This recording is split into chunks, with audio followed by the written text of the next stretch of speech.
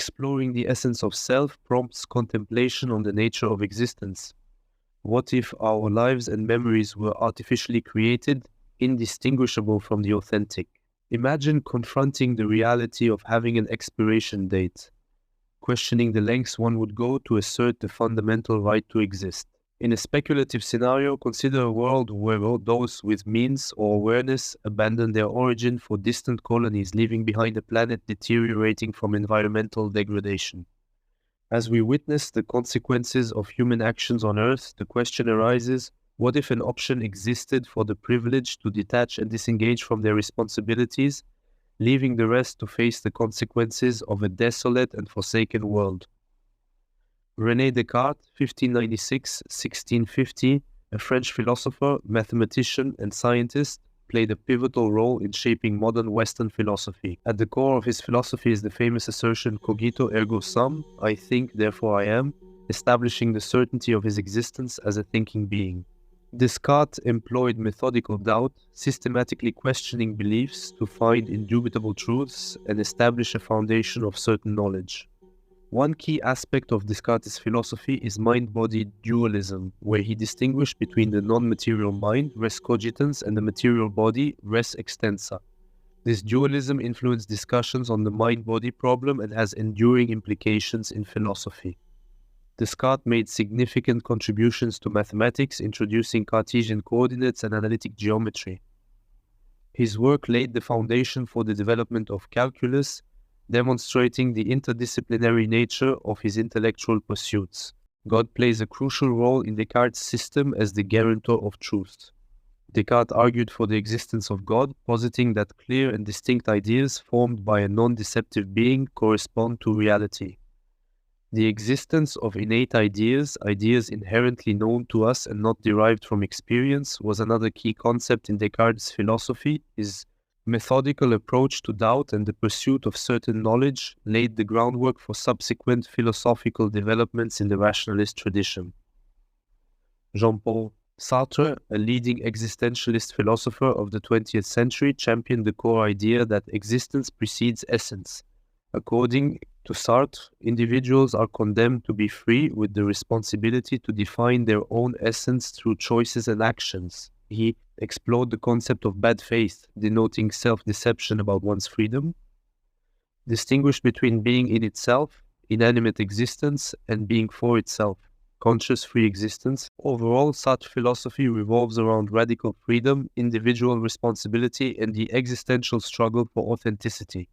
Ultimately, the acknowledgement of the worth of every life, the understanding that each existence is valuable, reflects a profound humanity. In the face of mortality, the recognition that life, no matter how transient, is worth preserving becomes a powerful testament to our shared humanity.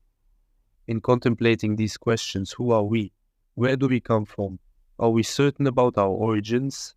We embark on a journey to understand the depth and significance of our existence. From Neuralink's exploration of the human mind to Tesla's pursuit of sustainable energy, Musk's ventures are not just about products, they're about pushing the boundaries of human potential. Welcome back to Future Think Politics, where we explore the boundaries of innovation and dive into the minds of visionaries shaping our future. Today's episode is a departure from the ordinary as we delve into the profound thoughts of a man who's reshaping industries and challenging our perceptions of what it means to be human. From Neuralink's exploration of the human mind to Tesla's pursuit of sustainable energy, Musk's ventures are not just about products, they're about pushing the boundaries of human potential. Even in his youth, Musk showed signs of an entrepreneurial spirit. At the age of 12, he sold a homemade video game called Blastar to a computer magazine. This early venture hinted at his future endeavors in the tech and business world. Blastar is a video game created by Elon Musk when he was just 12 years old. This early venture showcased Musk's interest in technology and entrepreneurship even at a young age. Blastar, while not a groundbreaking game in the world of video games, holds historical significance as Elon Musk's first known venture and a glimpse into the early interests and skills of the tech mogul. Elon Musk did not come from a wealthy background. While his family was comfortable, he did not inherit significant wealth. Musk's success and wealth were primarily generated through his entrepreneurial ventures. Musk's early career involved founding and selling companies, starting with Zip2, a web software company, which he co-founded in 1996. Compaq acquired Zip2 in 1999, providing Musk with his first substantial financial gain. Following this, Musk co-founded X.com, an online payment company, in 1999. X.com eventually merged with Confinity, becoming PayPal. In 2002, eBay acquired PayPal, further contributing to Musk's financial success. Elon Musk's most notable ventures, such as Tesla and SpaceX, were founded with the proceeds from his earlier successes.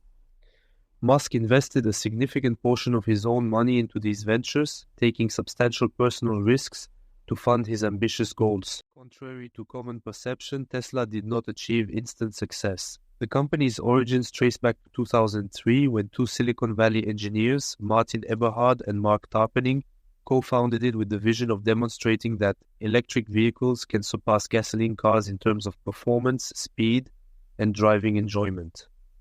The roots of Tesla, however, extend further back to 1990, when Tarpenning and Eberhard first crossed paths. At that time, Eberhard was an engineer at Wise Technology, and their shared passion for entrepreneurship and launching ventures led to a lasting friendship.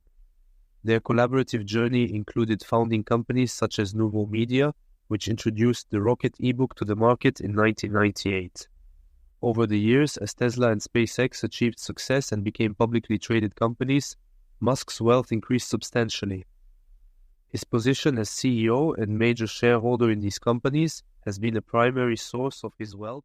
Additionally, Musk has been involved in other ventures such as SolarCity, Neuralink, and The Boring Company, contributing to his overall financial success. In 2001, Martin Eberhard and Mark Tarpenning crossed paths with Elon Musk after attending a Mars Society talk at Stanford University.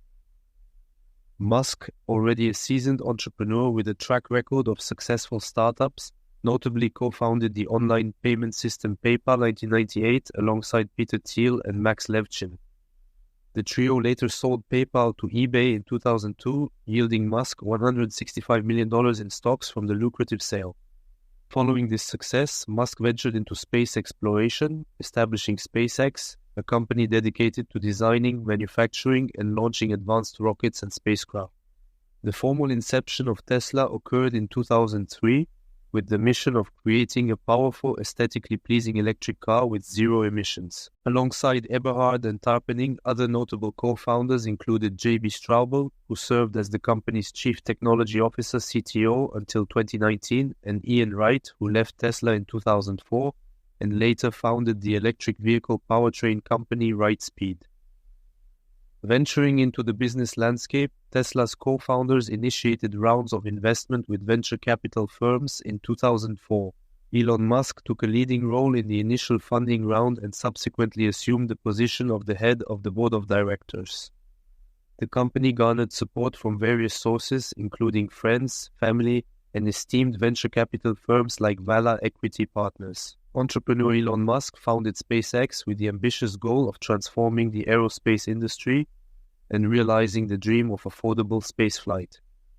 The company made its entry into the space sector with the Falcon 1 rocket, a two-stage liquid-fueled spacecraft specifically designed for launching small satellites into orbit. What set the Falcon 1 apart was its significantly lower production and operational costs compared to competitors in the industry, which were predominantly comprised of spacecraft built by publicly owned and government-funded entities like Lockheed Martin and Boeing. A key factor contributing to the rocket's cost-effectiveness was the SpaceX-developed Merlin engine, offering a more economical alternative to engines used by other companies. Additionally, SpaceX differentiated itself by emphasizing the development of reusable rockets, a departure from the conventional approach where launch vehicles are typically designed for one-time use. In September 2008, SpaceX became the first privately owned company to send a liquid-fueled rocket into orbit. 3 months later, it won a NASA contract for servicing the ISS that was worth more than $1 billion. In 2010, SpaceX marked a significant milestone with the inaugural launch of its Falcon 9, a larger spacecraft distinguished by its deployment of 9 engines. The following year saw the commencement of construction for a launch site dedicated to the Falcon Heavy, a spacecraft designed to potentially break the cost barrier of $1,000 per pound to orbit and envisioned as a future means of transporting astronauts into deep space. December 2010 witnessed another historic achievement as SpaceX became the first commercial company to launch a spacecraft into orbit and successfully return it to Earth, the Dragon capsule. This spacecraft made further history on May 25, 2012, by becoming the first commercial vehicle to dock with the International Space Station, ISS, delivering cargo successfully. In August of the same year, SpaceX secured a contract from NASA to develop a successor to the Space Shuttle, tasked with transporting astronauts into space. Concurrently, SpaceX reused the Dragon capsule on a mission to the ISS in the same year. The Falcon Heavy, SpaceX's heavy-lift launch vehicle, underwent its first test flight in 2018, with 2 of the 3 first stages landing successfully. A notable highlight of the Falcon Heavy's maiden flight was its unconventional payload, a Tesla Roadster with a mannequin suited up in space gear orbiting the Sun.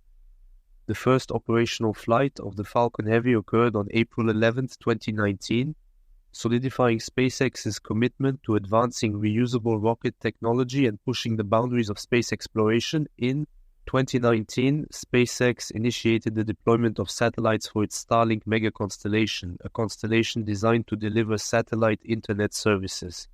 The deployment strategy involves launching approximately 50 Starlink satellites in a single Falcon 9 flight. As of 2023, Starlink boasts an operational fleet of 3,660 satellites, constituting half of all currently active satellites in Earth's orbit.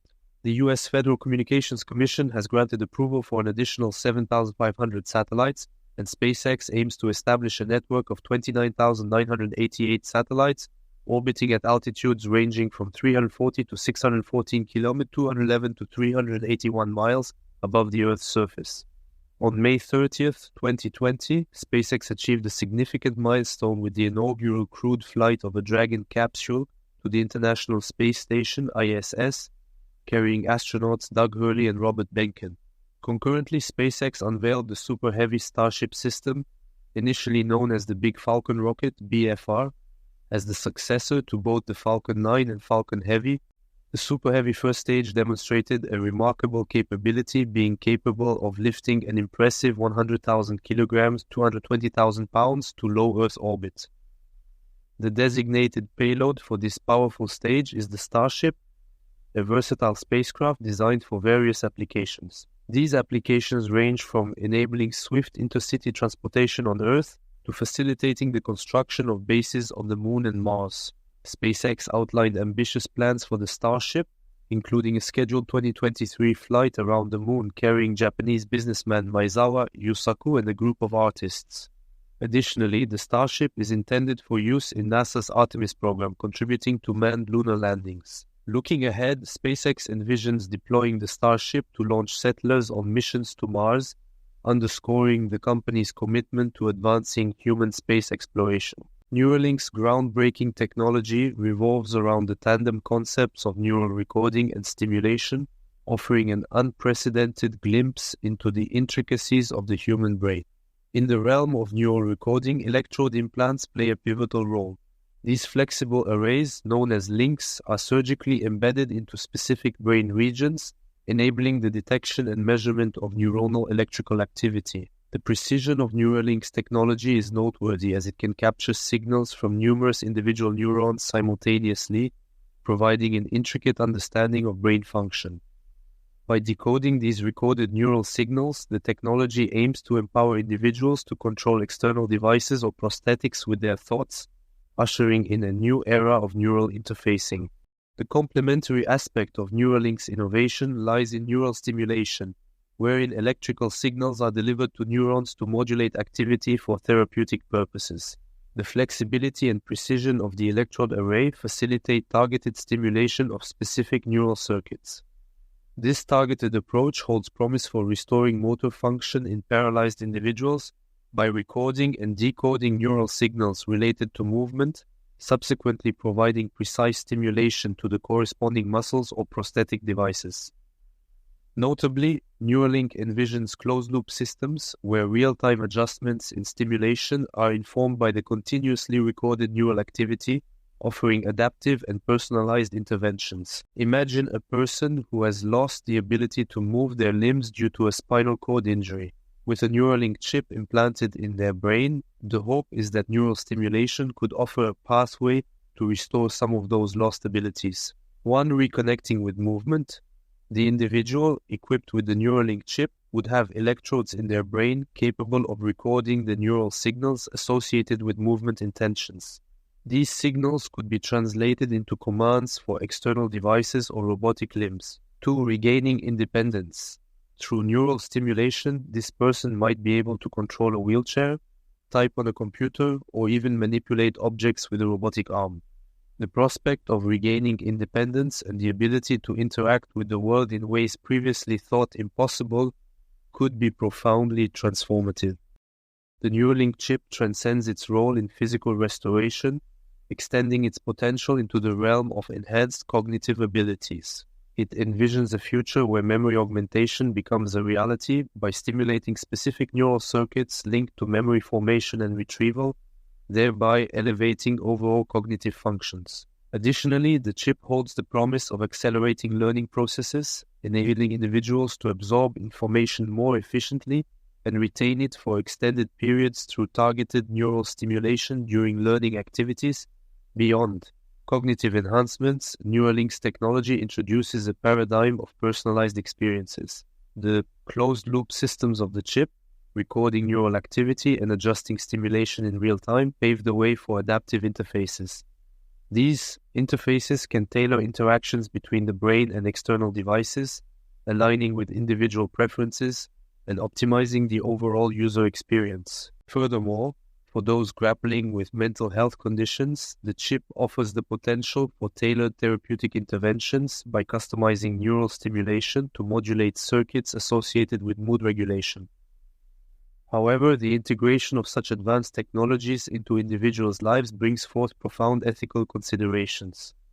Preserving privacy and autonomy becomes paramount, necessitating careful decision-making regarding when and how neural stimulation is applied, with active involvement and respect for the individual's preferences and values. Moreover, as the Neuralink chip blurs the boundary between mind and machine, ethical frameworks must grapple with questions of identity and the existential integration of external technologies into individuals' sense of self. In navigating this frontier of technological advancement, a balance between realizing the potential benefits and upholding fundamental values must be conscientiously struck to ensure responsible and ethically sound integration of the Neuralink chip into the human experience. Purpose of stimulation. Neural stimulation involves delivering electrical signals to neurons in the brain. The goal is to modulate neural activity for therapeutic purposes or to elicit specific responses. In the context of Neuralink, stimulation can be used to restore lost functionality or treat neurological disorders.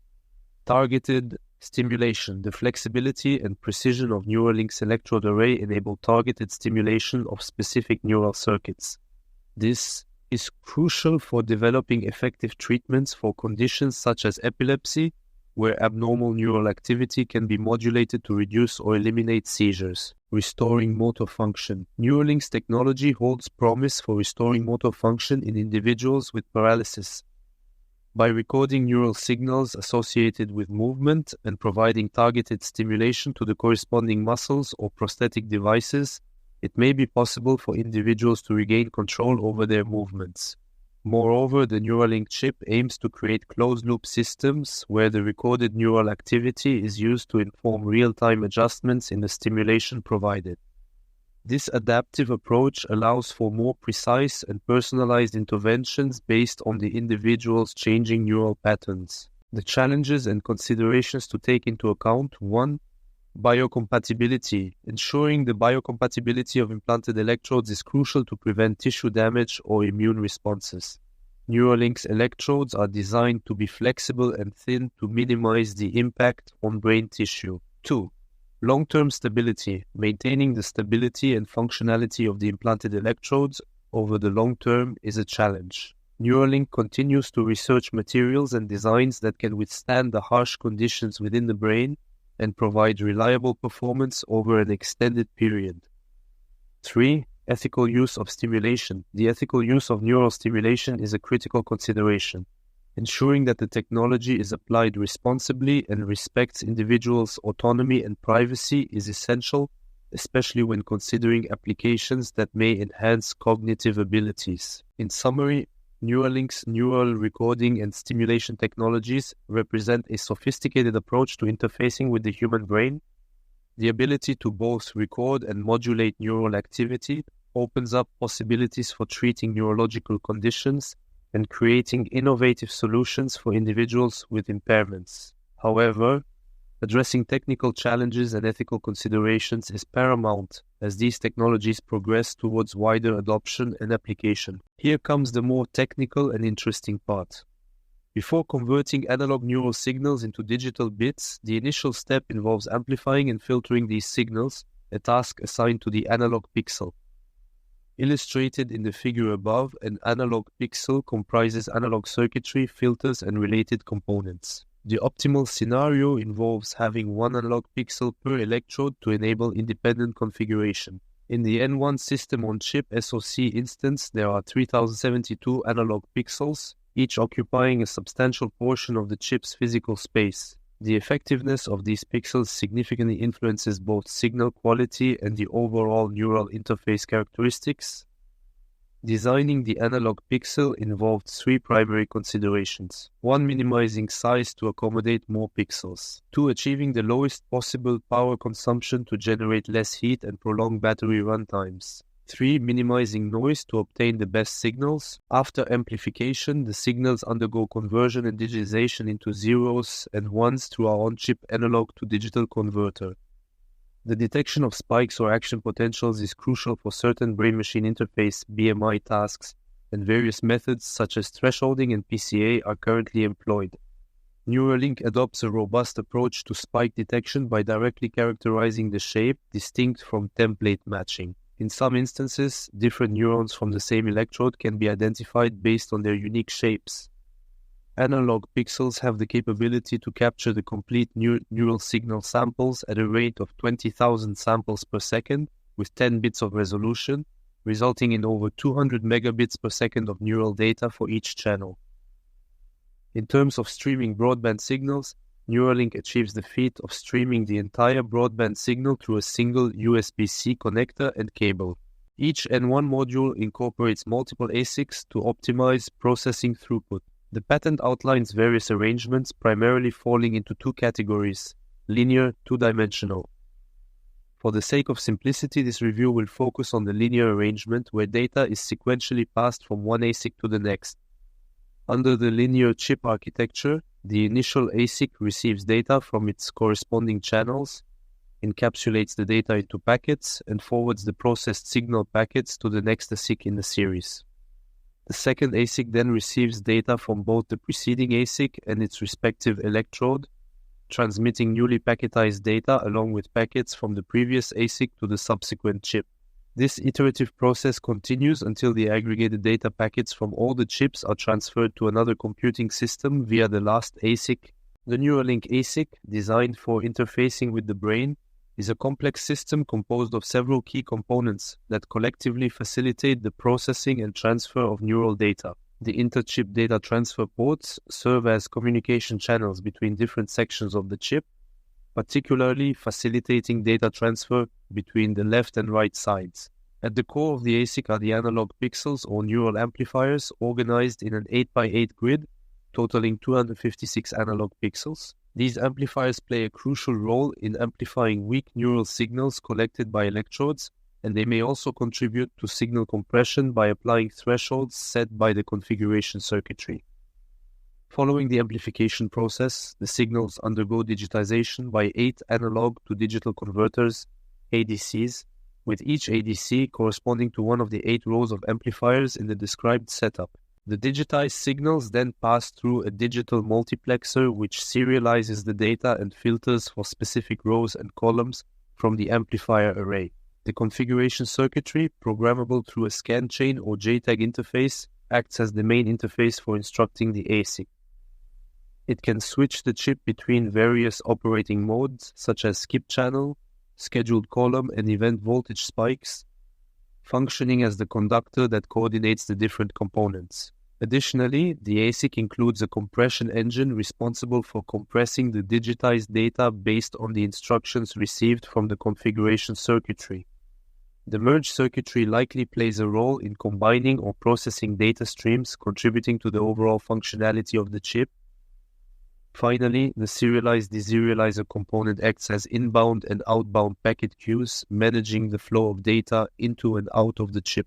Programming instructions for the ASIC are sent through a scan chain path to the configuration circuitry, utilizing scan chains and boundary scans, initially designed for testing integrated circuits, to efficiently program and control the various modes and functionalities of the ASIC. The configuration circuitry plays a pivotal role in setting various parameters for the chip, encompassing amplifier settings such as the number of amps to read out, electrode polling frequency, compression engine thresholds, and more. These configurations are not static, but continue to be dynamically adjusted during the chip's operation through stored program instructions. In the subsequent stages of data flow, the serialized signal undergoes processing in collaboration with the controller, which interfaces with both the compression engine and merge circuitry. The controller's primary responsibility lies in the organization of data into packets. The configuration circuitry is instrumental in defining key parameters for the chip, such as amplifier settings, electrode polling frequency, and compression engine thresholds. Its role extends to ongoing operations, where it continues to transmit instructions to the chip guided by stored program instructions. In the subsequent stage of data flow, the serialized signal advances to the controller, establishing communication with both the compression engine and merge circuitry. The primary objective of the controller is to organize data into packets. It takes charge of analog to digital conversion by specifying which columns of the amplifier to sample and determining the timing for these actions. This dynamic control also encompasses the modulation of the sampling rate or halting of sampling at designated intervals. Notably, the instructions for the controller can be adjusted every 6.25 millisecond 60 kHz. This intricate process plays a crucial role in the chip's functionality. Beyond this stage, the data flow diverges based on the modes programmed by the config circuitry. Data packets follow distinct paths, either undergoing compression in the compression engine or proceeding directly to the merge circuitry. The compression engine assumes a pivotal role in efficient data management when the array of amplifiers refrains from applying thresholds to the incoming data.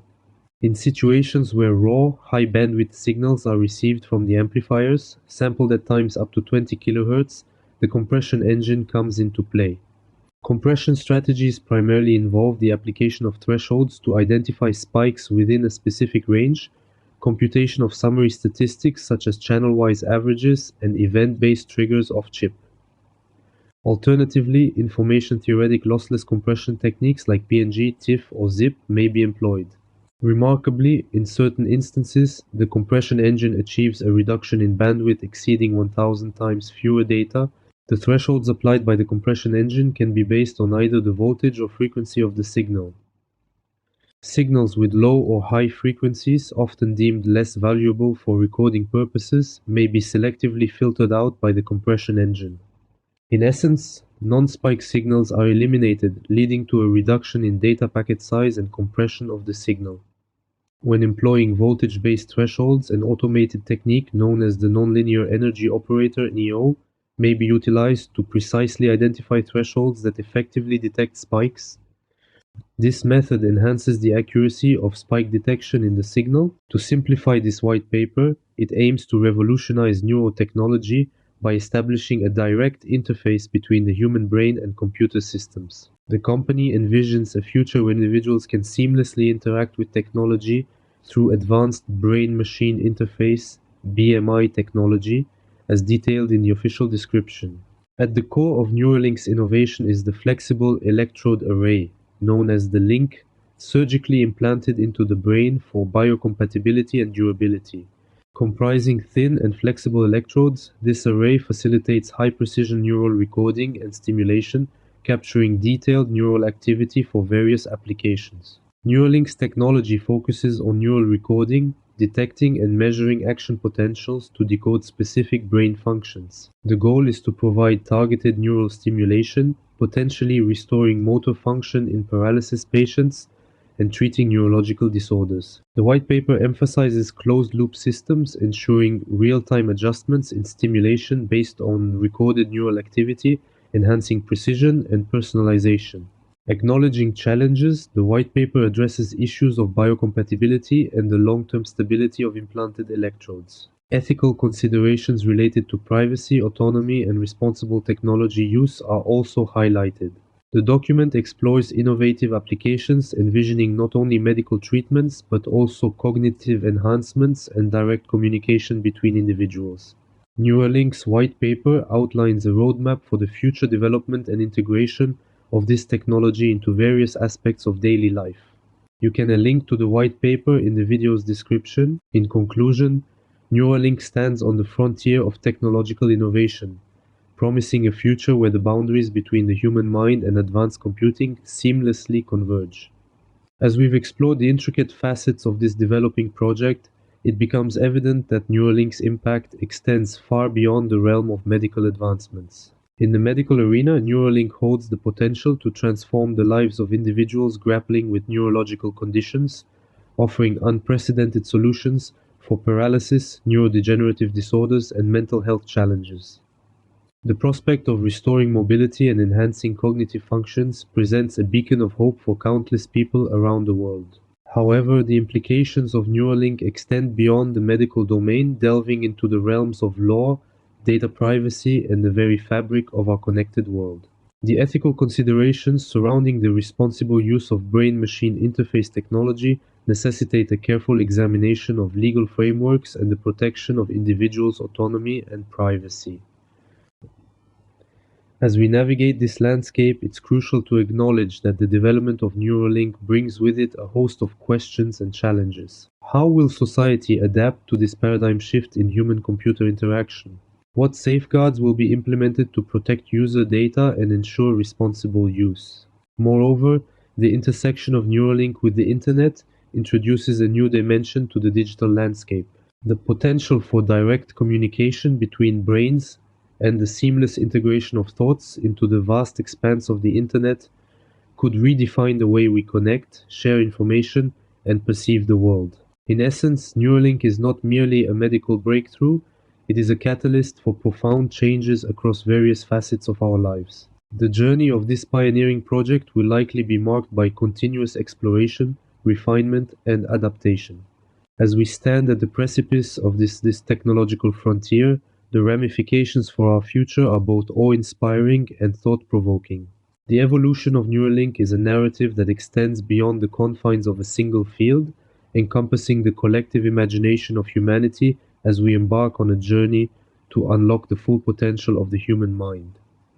Whether it's the promise of medical miracles, the complexities of legal and ethical considerations, or the transformative impact on our digital existence, Neuralink is a testament to the boundless possibilities that await us in the future. As we continue to witness the development of this groundbreaking project, the narrative of Neuralink unfolds as a story of innovation and challenges.